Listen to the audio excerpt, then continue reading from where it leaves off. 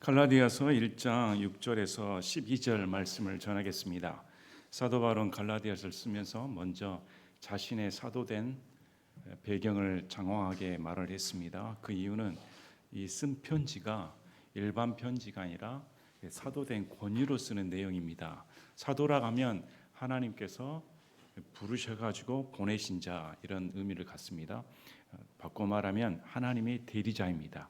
사도의 말이 곧 하나님의 말이라는 뜻과 동일합니다.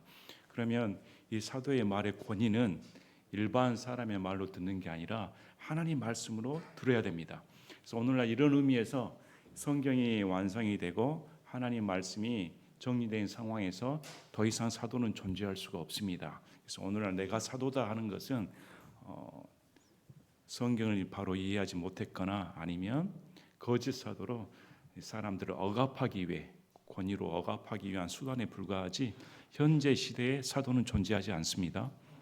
12사도 바울 외 또 바나바도 사도에 속하지만 넓은 의미에서 지금 현재 시대에는 성경이 완성된 후에 무슨 신사도 운동한다든지 성령 운동한다든지 이런 건 다 모두 이단이다. 그렇게 생각하셔야 됩니다. 하나님부터 무슨 특별한 계시를 받았다, 전부 다 이단입니다.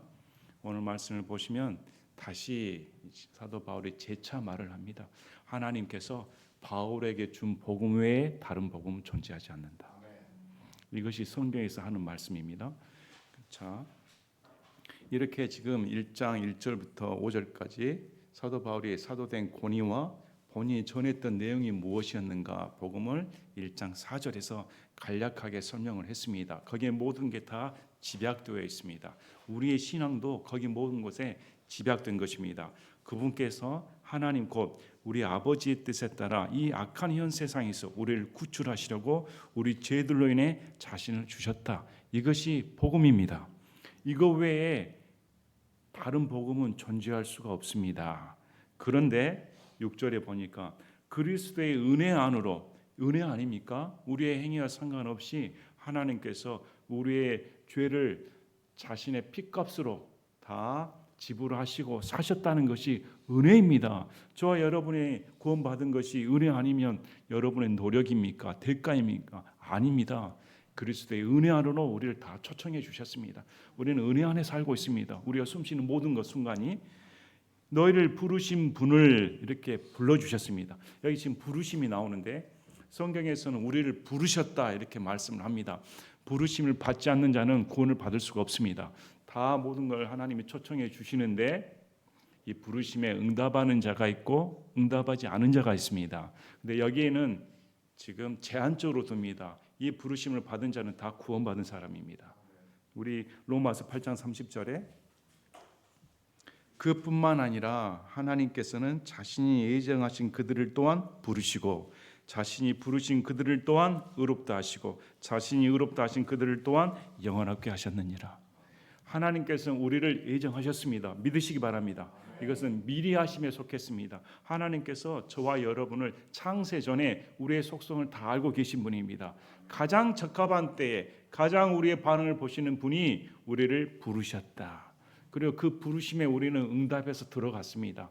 그래서 하나님께서 우리를 부르신 분을 우리를 또한 의롭게 해주시고 의로울 뿐만 아니라 영화롭게 해주셨다. 이건 참 은혜가 아닙니까?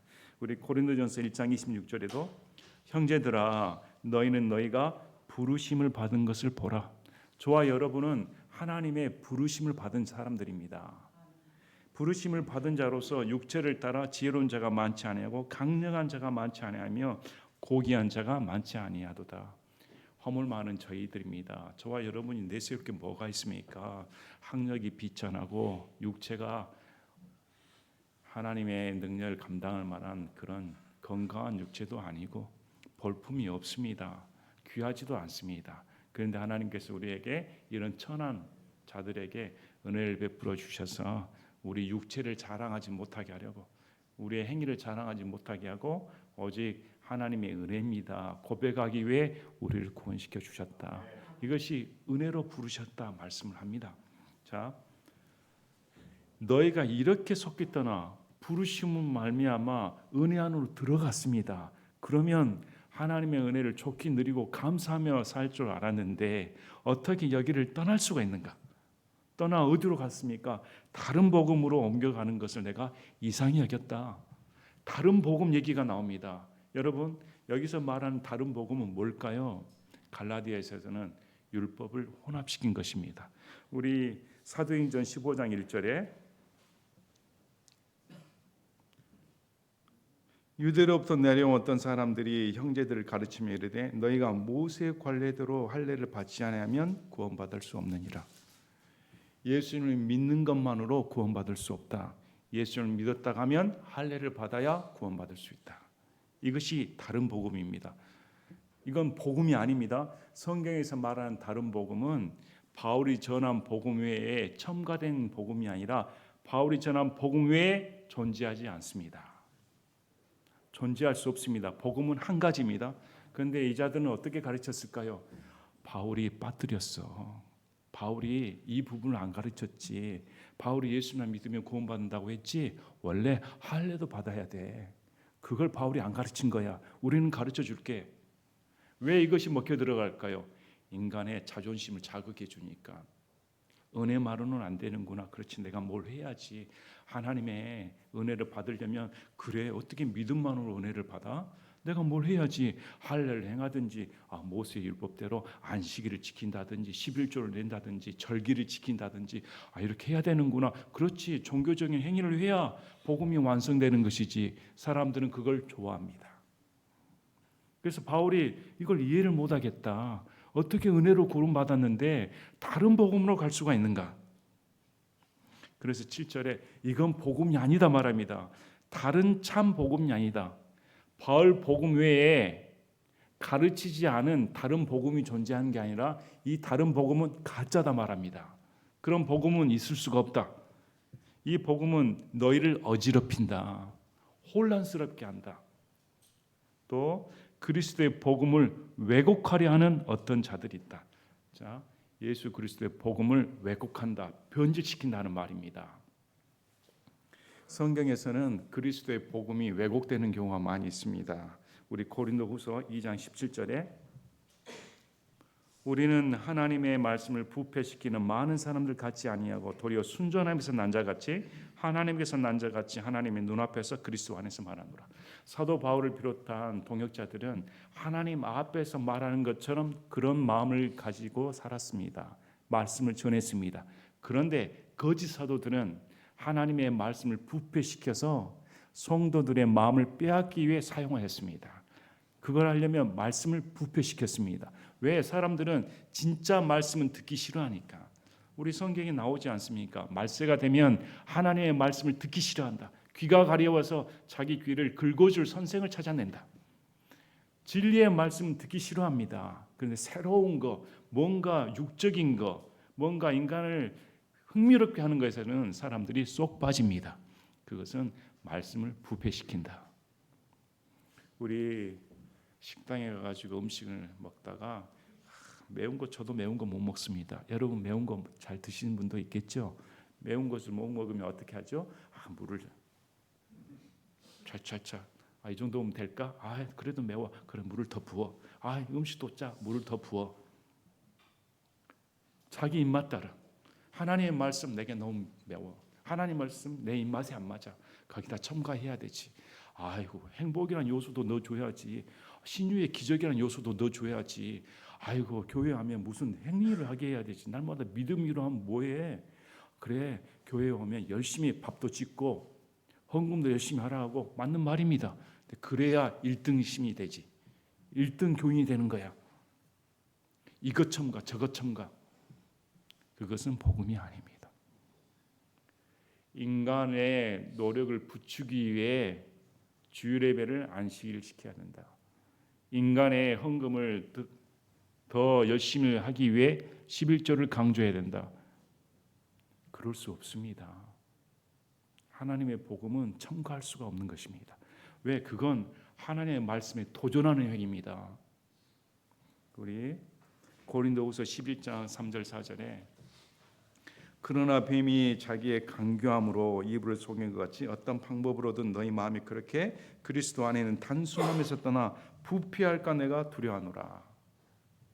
거짓 사도들이 고린도 교회에 들어와 사도 바울은 가짜야. 너희에게 돈도 벌리지 않지. 돈을 안 주라는 이유가 뭔 줄 알아? 실력이 없으니까. 우리는 실력이 있어. 그러니까 너희들에게 우리가 돈을 받는 거야. 사도 바울이 돈을 안 받는 이유는 본인의 실력이 없으니까. 또 너희에게 헌금을 강요했지. 사도 바울 그거 뒤로 챙기고 있는 거야. 너희를 다 속이고 있어. 이런 거짓 사도들이 드러나 분란을 일으켰습니다. 만일 누가 가서 우리가 선포하지 아니한 다른 예수를 선포하거나 혹은 너희가 받지 아니한 다른 영이라 너희가 수용하지 아니한 다른 복음을 너희가 받아들이게 하면 너희가 그를 잘 용납하는도다. 다른 예수가 있습니다. 요즘 예수 그리스도를 사회혁명가로 보는 경우가 있습니다. 민중신화, 해방신화 보시기 바랍니다. 예수님이 가난을 철폐하러 오셨다. 예수님이 노동자 입장에 서서 노동자의 권위를 탈취하게 오셨다. 정권을 무너뜨리게 오셨는데 억울하게 죽임을 당했다. 우리 예수님이야말로 사회혁명가다. 그건 성경에 말한 예수가 아닙니다. 성경에 말한 예수는 전부 다 죄인이다. 전부 다 죄인이고 이 죄인들을 위해 죽으러 오신 분입니다. 근데 사람들은 자기가 원하는 예수를 찾아갑니다. 또 다른 영이나 은사주의 보기 바랍니다. 그건 다른 영입니다. 방언을 강요하고 마귀를 내쫓는다 하고 얼마나 눈에 보여주니까 좋습니까? 그러나 그건 다른 영입니다. 사도시대의 기적 이후에 지금은 존재하지 않습니다. 하나님의 말씀을 못 믿는 신앙은 아무리 기적을 보여줘도 믿지 못합니다.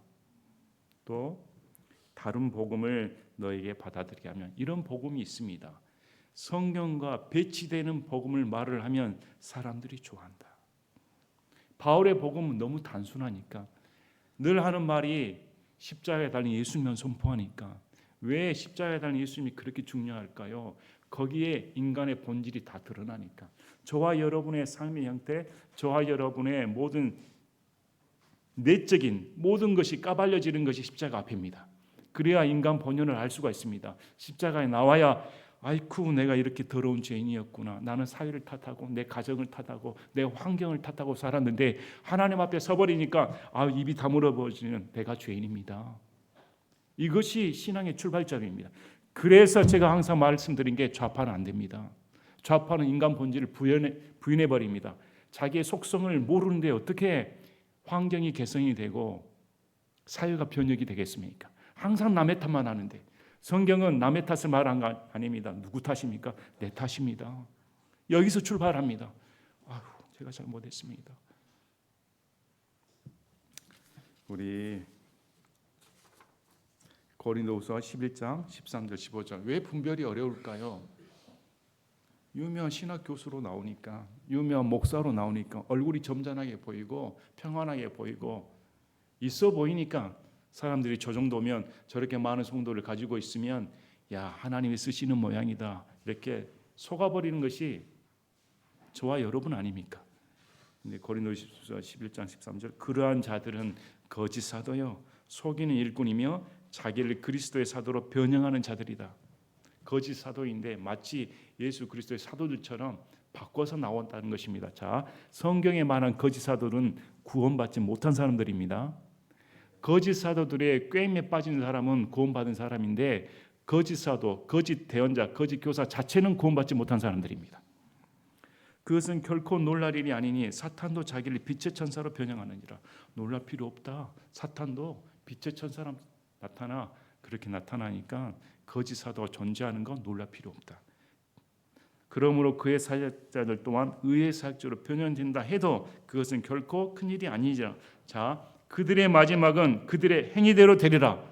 여기서도 뭘 말합니까? 이 거짓 사도들은 행위가 거짓되게 나온다는 것입니다.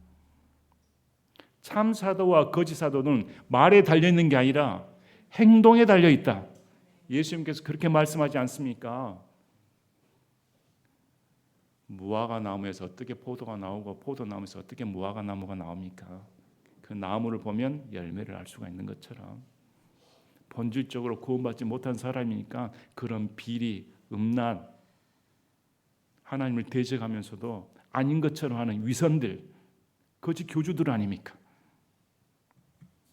자, 이런 일이 성경에서 벌어진다고 미리 우리에게 경고를 줍니다. 그래서 정신을 똑바로 차리고 오늘 말씀을 잘 배우셔야 됩니다. 자, 그럼 성경에서 말하는 이런 변형된 복음의 종류들을 한번 살펴보겠습니다. 골로새서 2장 8절. 어떤 사람이 철학과 헛된 속임수로 너희를 노략하지 못하도록 조심하라. 그것들은 사람들의 전통과 세상의 초보 원리들을 따르는 것들이며 그리스도를 따르는 것들이 아니라 교회 안에 철학이 들어오는 경우가 있습니다. 삶의 철학을 잘 가르쳐 줍니다. 세상에 있는 유명인들의 말을 잘 보면서 야, 성경의 예배 시간에 성경을 말하는 게 아니라 유명 철학자의 이름을 많이 듭니다. 그런 사람들은 야, 오늘 따뜻한 말을 들었다. 야, 삶의 지혜를 깨달았다. 그렇구나. 우리 목사님들은 저렇게 유명한 철학자들의 책을 싹 섭렵하고 죄송합니다. 저는 철학자 책을 안 읽습니다. 저는 성경밖에 모릅니다. 그러니 우리 교회에는 재미가 없어. 우리 교회 목사를 말을 들어보니 순 성경 얘기만 해. 아, 옆에 교회 갔더니 뒤에 보면 책장에 책들이 쭈르르 있고, 야, 역시 지혜가 다르시구나. 이건 헛된 소리로 너희를 노략하지 못하게 해라. 그런데 넘어가지 말라. 이것은 세상 철학은 초등 원리이다. 우리가 보는 이 성경이 말씀이 복음이 월등하다. 세상 지혜가 아니니까 이건 하나님이 주신 지혜입니다. 어떻게 세상 사람들 머릿속에 나온 지혜와 하나님의 지혜를 비교할 수가 있단 말입니까? 그 다음에 골로새서 2장 20절에서 23절 율법을 가르칩니다. 너희가 세상의 초보 원리로부터 떠나 그리스도와 함께 죽었거든 어찌하여 세상에 살고 있는 것 같이 규례들에 복종하느냐. 그것들은 곧 만지지 말라, 맛보지 말라, 손을 대지 말라는 규례들인데 이것들은 다 사용함에 따라 없어질 것들이며 사람들의 명령들과 교리들에 따른 것들이라. 인간이 만든 교리와 법칙들은 다 없어집니다. 영원하지가 않습니다. 하나님이 주신 말씀만이 영원하지. 교회에서 새벽기도 합시다. 새벽기도 좋습니다. 그러나 그걸 지키는 것이 영원하지는 않습니다. 교회의 법칙들을 세워가지고 올가매는 것은 오래가지 못합니다. 율법 체계가 그랬습니다. 지금 골로새 성도들은 율법을 지켜서 하나님께 의롭게 인정받으려고 했습니다. 그래서 이 앞절에 우리 사도 바울을 통해 하나님께서 그리스도의 십자가상에서 승리하심으로 말미암아 율법의 모든 조항을 찢어버리시고 너희를 대적하는 원수를 구경거리로 삼았다. 우리를 대적하는 원수들은 이제 우리의 패배자들입니다. 이미 십자가상에서 예수 그리스도를 믿는 순간 저와 여러분은 승리자입니다. 더 이상 정죄를 받지 않으니까.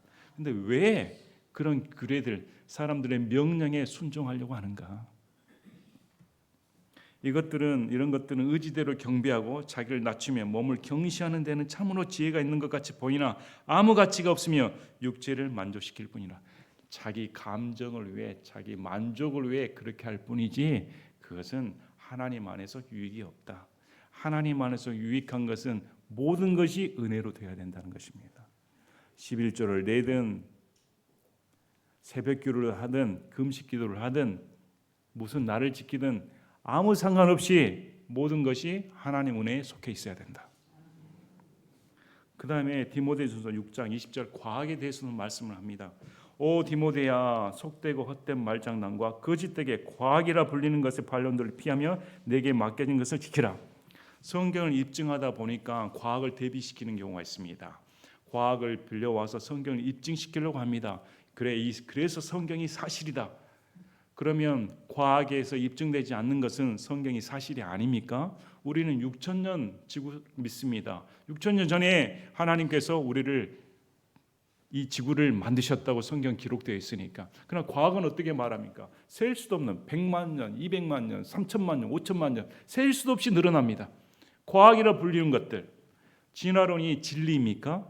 요즘 애들에게는 창조론은 설화, 신화로 여겨지지 진화론이 과학으로 여겨집니다. 그들에게는 창조가 허용되지 않습니다.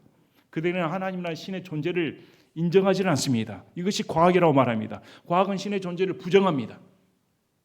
그런데 어떻게 과학으로 성경을 증명하려고 노력을 해야 되겠습니까? 이런 과학에 심취하지 말라 말합니다. 성경만이 진리입니다. 그다음에 요한일서 4장 1절에 사랑하는 자들아 영을 다 믿지 말고 그 영들이 하나님께 속하는지 그것들을 시험하라. 이는 많은 거짓된 자들이 나와 세상에 들어왔기 때문이라. 영들의 역사가 일어납니다. 꿈과 환상, 음성, 신앙생활하면서 들을 수도 있습니다. 보았다는 사람도 있습니다. 천국 간증이 난무합니다. 그런데 이 모든 것들을 인정하지 말라고 성경 말합니다. 왜? 모든 것이 하나님부터 온 것이 아니라고 성경 말합니다. 이걸 분별하려면 뭘 갖고 분별해야 됩니까? 성경을 알아야 됩니다. 말씀으로 기준을 삼아야 됩니다. 말씀에 사도 바울에게 천국 간증을 허락하지 않았다 말하면 안 해야 되는 것입니다. 할 수가 없는 것입니다. 말씀에 지옥 간증 아무리 해봤자 하나님의 말씀을 믿지 않는 자는 믿지 않는다. 간증하지 말라고 말합니다. 그런데 오늘날 왜 간증을 좋아할까요? 신기한 걸 좋아하니까. 보이지 않는 세계를 보고 싶어 하니까. 천국 안 가봤는데 가본 사람 말을 들으면 천국에 대한 환상을 가질 수 있으니까. 말씀은 뒤로 제껴놔버립니다. 이래서 이런 다른 복음의 사람들이 그렇게 쉽게 넘어가 버립니다. 성경에서는 우리 바울이 전한 복음, 예수님의 십자가 복음에는 다른 것은 없다. 다른 것은 없습니다. 여러분, 그것이 전부입니다. 늘 십자가에 가까울수록 내 자신을 더 잘 알게 됩니다. 내가 어떤 존재인지, 또 십자가에 다가갈수록 하나님이 어떤 존재인지 알 수 있습니다. 더 가까이 갈수록 야, 하나님이 이런 분이시구나, 이렇게 거룩하신 분이고 어떻게 나를 위해 죽으실 수가 있을까, 더 깊게 들어갈 수가 있습니다. 거기에 신비가 있습니다. 거기에 모든 지혜가 있다고 성경 말씀을 합니다. 자, 그런데 8절 9절 보면 복음의 특징에 대해서 나옵니다. 복음의 두 가지 특징이 나옵니다. 이 복음은 독단적이다. 그 다음에 배타적이다. 복음은 타협 불가입니다. 복음은 한 가지입니다. 그런데 사람들이 이런 복음의 배타성과 독단성을 모르고 다 혼합해서 살아버립니다. 복음은 생명인데 쉽게 혼합물이 들어와도 허용을 해버립니다. 그래서 오늘날 교회가 타락한 이유가 이 복음의 배타성을 모르기 때문입니다. 지금 사도 바울은 그냥 우리처럼 미지근하게 대하지 않습니다. 그냥 부드러운 마음으로, 평화로운 마음으로 품어주는 말을 하는 것이 아닙니다. 오늘날 품어주는 말 얼마나 듣기 좋습니까? 따뜻합니다. 그의 말을 들어주면 교회는 다 품어주는 것입니다. 근데 오늘 8절, 9절 말씀을 보면 굉장히 가혹한 말이 나옵니다. 저주받으라는 말이 2번이나 언급됩니다. 자, 여기서 저주는 일반적인 저주를 말하는 것이 아닙니다. 완전한 멸망입니다. 지옥 형벌입니다. 바꿔 말하면 이 다른 복음을 전하는 자들은 구원받지 못한 사람들입니다. 이건 갈라디아 성도들과 나누고 있습니다. 갈라디아 성도들은 구원받은 사람들입니다. 다 바울의 복음에 의해. 근데 이 복음을, 다른 복음을 전하는 자들은 저주받은 자들입니다. 구원받지 못한 자들입니다. 그러면 이 다른 복음을 전하는 것이 얼마나 위험하고 얼마나 하나님으로부터 심판을 받는가, 그 위험 경각해야 됩니다. 자, 하지만 우리나 혹은 하늘로부터 온 천사라도 우리가 너에게 선포한 복음 외에 다른 어떤 복음을 너에게 선포하면 그는 저주를 받을지어다. 굉장히 무서운 말입니다. 아유, 하나님 말씀도 믿고 기복신앙 어때? 예수님 믿으면 병 고침 받고 예수님이 우리를 잘 살게 하게 오셨지. 그건 다른 복음입니다. 저주받을 복음입니다. 예수님은 그렇게 오신 적이 없으니까. 이렇게 선포한 자는 저주받아라. 무서운 말씀 아닙니까? 여기에 어떻게까지 말을 하냐면 하늘로부터 온 천사라도, 이런 말을 들으면 하늘로부터 온 천사가 전한 복음이 있는 모양이다. 좀 국어를 잘 하셔야 됩니다. 우리 타언어 말할 때 천사들의 말을 할지라도 이러니까 천사들이 하는 말이 따로 있고 천사들의 말을 하는 것이 방언인 모양이다. 이렇게 어리석게 말을 하면 안 됩니다. 이건 지금 무슨 말입니까? 있을 수 없는 아주 대비를 하기 위해 한 말입니다. 하늘로서 온 천사라도, 하늘로부터 계시를 받았다고 주장하는 자라 할지라도 바울이 전한 복음 외에 다른 복음을 전한다면 그는 저주받을지어다. 어디가 있습니까? 몰몬교. 조셉 스미스가 천사로부터 계시를 받았다고 하는 몰몬경을 보지 않습니까? 이단들 보시기 바랍니다. 성경 외에 다른 거 봅니다. 또 성경 제쳐놓고 무슨 천사로부터 계시를 받았다, 또는 뭐 예수님으로부터 직접 계시를 받았다, 엉뚱한 소리를 합니다. 바울이 전한 복음 외에 이런 것을 가르친 자는 저주받아라. 다시도 말합니다. 우리가 전에 말한 것 같이 그렇게 내가 지금 다시 말하노니 만일 어떤 사람이 너희가 받아들인 것 외에 다른 어떤 복음을 너희에게 선포하면 그는 저주를 받을지어다. 분리시킵니다. 바울이 전한 복음 외에 다른 것을 전하는 자는 저주받아라. 어떻게 알아야 될까요? 바울이 전한 복음이 무엇인가 저 여러분 똑바로 알아야 됩니다. 그거 외에는 다른 것이 없다는 사실을 인정해야 됩니다. 그거 외에는 전혀 관심조차 두지 말아야 됩니다. 그래서 참 무서운 말씀이구나. 바울이 이렇게까지 하는 이유가 뭡니까? 바울이 사도니까 그렇습니다. 바울이 사도이고 하나님부터 직접 계시를 받아 하나님의 말씀을 전했기 때문에 여기에 더하고 빼는 것은 하나님의 말씀에 도전하는 것입니다. 그건 저주받아야 마땅합니다. 10절에 내가 지금 사람들을 설득하느냐 하나님을 설득하느냐 혹은 사람들을 기쁘게 하기를 구하느냐 내가 아직도 사람들을 기쁘게 한다면 그리스도의 종이 아니니라. 지금 내가 이렇게 말을 전하고 있는데 자, 저주도 받으란 말이 사람들로부터 인정받는 말입니까? 사람들로부터 오해사고 미움받는 말입니다. 따뜻한 말이 아닙니다. 지금 내가 너희들에게 다른 복음을 전한 자들, 너희들이 스스로 생각하는 자들, 나를 무시하고 바울이 전한 복음 외에 진짜 복음을 전한다고 주장하는 그 거짓 사도들, 내가 저주받으라고 말을 하는데 내가 이렇게까지 말을 하는 이유가 뭔가? 내가 너희들로부터 바울도 마음이 따뜻한 사람, 바울도 품어주는 사람, 바울은 사랑의 사도야, 역시 하나님의 은혜에 충만한 사람이야, 이렇게 생각했다고 하면 저주받으라 말을 하겠는가? 내가 너희들을 기쁘게 하겠다면 그런 말들을 하겠는가? 내가 지금 사람들을 설득하느냐 하나님을 설득하느냐 혹은 사람들을 기쁘게 하기를 구하느냐 내가 아직도 사람들을 기쁘게 한다면 그리스도의 종이 아니니라. 이렇게까지 말하는 이유가 뭘까요? 나는 너희 종이 아니니까, 너희 입맛대로 말하는 사람이 아니니까 나는 그리스도의 종이다. 자, 거짓 사도들의 특징이 있습니다. 거짓 목사들의 특징이 있습니다. 사람들이 듣기 좋아하는 말을 해준다는 것입니다. 유행가를 불러주고 철학 얘기를 해주고 좌파 우파 얘기 안 하고 사람들이 마음이 따뜻한 얘기만 들려주고 기복신앙 말을 해주고 은사 말을 해주고 삶의 보장이 되는 말만 해주고 헌신, 예수의 십자가에 대한 고난, 두려움, 죄에 대한 자각, 무서움 하나도 없습니다. 여러분은 어떤 예수를 믿습니까? 여러분은 어떤 복음을 믿고 있습니까? 여러분은 진짜 바울이 전한 복음을 믿는다고 생각하십니까?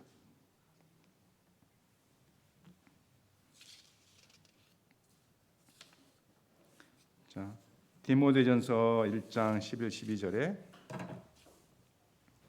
이 교리는 내게 맡겨진 복음 곧 찬송받으실 하나님의 영광스러운 복음에 따른 것이니라. 나를 능력 있게 하신 그리스도 예수 우리 주께 내가 감사를 드리나니 이는 그분께서 나를 신실한 자로 여기사 내게 사역을 맡기셨기 때문이라. 자, 바울은 하나님의 영광스러운 복음입니다. 자신이 전한 복음이. 자신이 전한 복음은 하나님의 영광스러운 복음입니다. 어떤 자세일까요? 이 영광스러움에 자기 생명을 걸었습니다. 이 복음을 왜곡시킨다든지 다른 복음이 선포되는 것을 볼 수가 없습니다. 왜? 자신이 전한 복음은 하나님의 영광스러운 복음이니까 이 복음이 훼손되는 것을 묵과할 수가 없습니다. 여러분, 기복신앙이 판치고 성령 은사운동 한다면서 하는 것, 또 사회주의 운동을 한다면서 예수 그리스도를 가짜 예수로 만들어버리는, 분노할 줄 알아야 됩니다. 어떻게 복음을 훼손시켜버릴 수가 있는가? 갈라디아서 5장 10절 11절에 나는 주를 통해 너희에 대하여 확신하되 너희가 조금도 다른 생각을 품지 아니할 줄을 확신하노라. 그러나 누구든지 너희를 어지럽히는 자는 자기의 심판을 담당하리라. 형제들아, 나하고 내가 아직도 할 일을 선포하고 있다면 어찌하여 아직도 핍박을 받고 있겠느냐? 내가 아직도 그러하고 있다면 십자가에 걸려 넘어지게 하는 것이 그쳤으리라. 만약에 사도 바울이 할래 괜찮습니다. 그래, 예수님 믿었으니까 구원 받았으니까 할래 해도 괜찮네, 이렇게 타협을 해버렸다면 내가 미움받을 필요가 없지. 유대인에게도 그래, 할례를 해야 된다고 저는 가르치고 있습니다. 그러면 십자가가 걸림돌이 되겠는가? 십자가를 믿으면 할례 필요 없다고, 율법 필요 없다고, 할례가 폐지됐다, 율법이 폐지됐다. 자, 11조가 폐지됐습니다.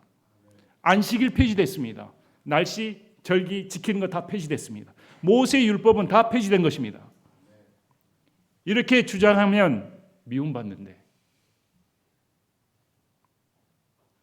해도 괜찮습니다 말하면 내가 왜 미움받을 필요가 있겠는가?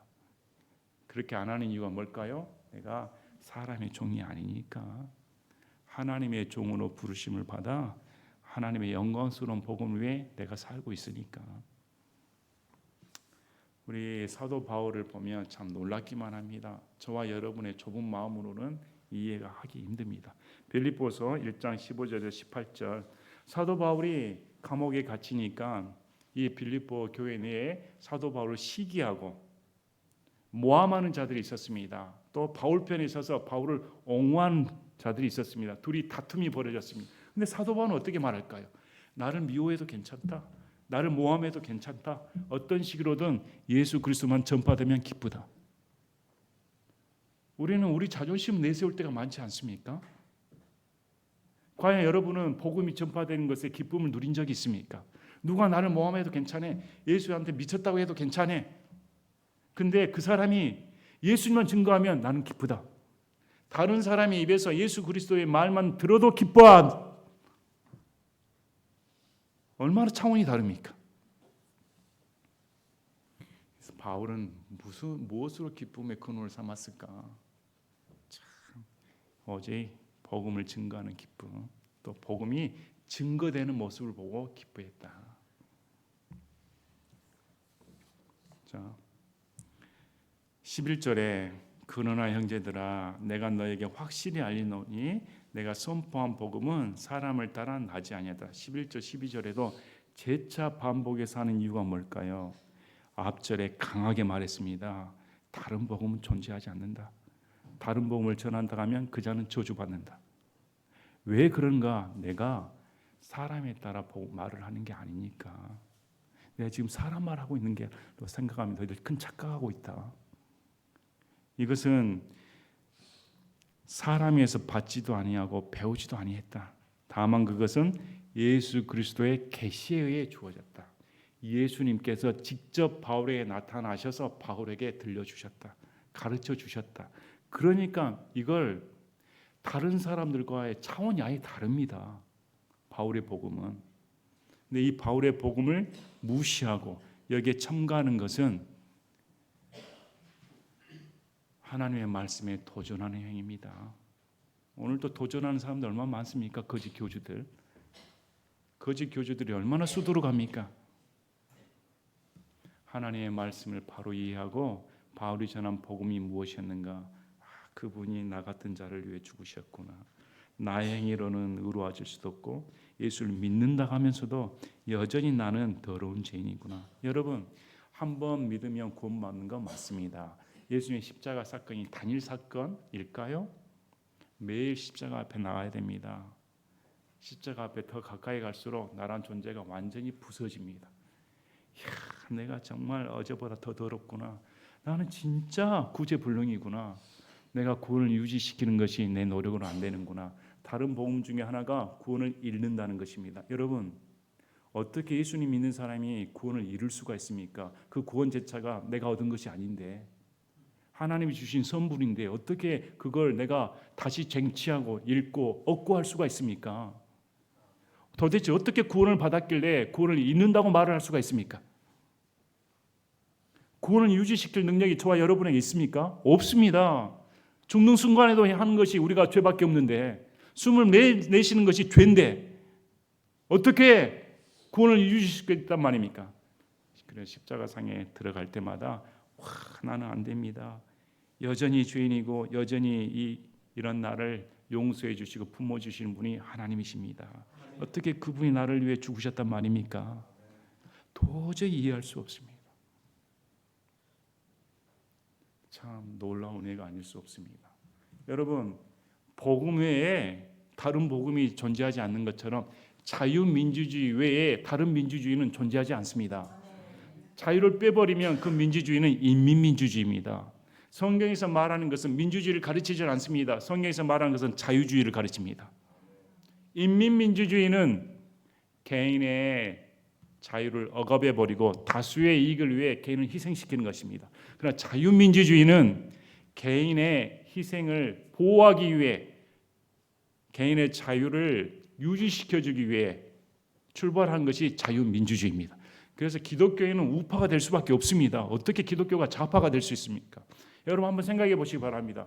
기독교는 우파입니다. 이렇게 주장하는 기독교는 절대 다수입니다. 그런데 기독교는 좌파입니다. 이렇게 말하는 사람 보셨습니까? 그렇게 말하지 않고 자신이 좌파니까 기독교에는 좌파 우파 없습니다. 이렇게 말하죠. 뭔가 선한 것처럼 말합니다. 둘 중에 하나입니다. 그가 구원받지 못한 사람이든지 아니면 무지하든지 못 배운 자든지. 성경 말씀을 배우고 제대로 알면 기독교는 우파다. 보수주의 개념에서 나왔으니까. 참 너무 안타까운 일이죠. 오늘날 세태가 돌아가는 걸 보면 교회가 무너져 버렸습니다. 분명한 건 목사들은 하나님의 심판을 성도보다 더 세게 받는다. 말씀을 맡았으니까. 아마 그날에 물어보실 겁니다. 너 뭘 가르치니? 내가 사람들의 행복을 추구하는 그런 복음 가르치라는 적 있냐? 넌 도대체 뭐하고 왔어? 목사는 여기서 복음을 통해 회개시켜야 됩니다. 죄를 깨닫게 해야 됩니다. 그것이 가장 목사의 행복입니다. 왜? 그게 예수님을 더 사랑하게 만드니까. 더 예수님을 사랑하게 만들어주는 것이 말씀을 통해서 전해야 할 임무가 목사 아닙니까? 그러면 책망하고 죄에 대해 자각시켜야 됩니다. 오늘 말씀 보시면서 다른 복음은 없구나. 성경에서 말한 바울이 전한 복음 외에 다른 건 존재하지 않는구나. 제가 민경우 의원 저기 한번 보시라고 올렸습니다. 한 약 10여 년 전에 인천에 갔을 때 국제 침례교회에 있었습니다. 거기에 민경우 의원 가족이 예배를 드린 적이 있습니다. 제가 거기서 뵌 적이 있는데 인사는 못했지만 뵌 적은 있습니다. 사람들이 다 미친 사람 취급하지 않습니까? 무슨 부정선거가 있어. 이런 21세기 모든 것이 다 전선화되고 다 감시체계가 돌아가는 마당에 부정선거가 어떻게 일어날 수 있어? 부정선거 주장한 사람들은 다 극우 유튜버 아니면 미친 사람, 또라이, 음모론에 심취한 사람들 다 이렇게 생각하지 않습니까? 우파 내에서도 그렇게 생각하는 사람 많습니다. 여러분이 민경우 의원 영상 보셨더니 어떤 생각 드신가요? 참 얼마나 답답할까 생각합니다. 얼마나 답답할까. 사실을 보여줘도 믿지 않으니까. 예배 마친 후에 민경우 의원의 최후 진술을 들어드리겠습니다. 그리고 또 민경우 의원의 신앙을 보고 저도 많이 은혜를 받았습니다. 신앙인이 저렇게 살았구나. 참 거짓에 분노하고 안타깝게 살았구나. 마음이 많이 갔습니다. 이런 현실에 우리가 살고 있습니다. 이대로 가면 우리나라 망합니다. 이미 기울어져 버렸습니다. 모든 것이 다 거짓투성 아닙니까? 예수님 믿는 사람은 거짓에 몸담을 수가 없습니다. 거짓에 치가 떨려야 됩니다. 다시금 오늘 하나님 말씀을 보고 거짓 복음, 다른 복음은 존재하지 않는다. 참 복음은 바울이 전한 복음 하나뿐이다. 명심하시길 바랍니다. 제가 기도하고 마치겠습니다.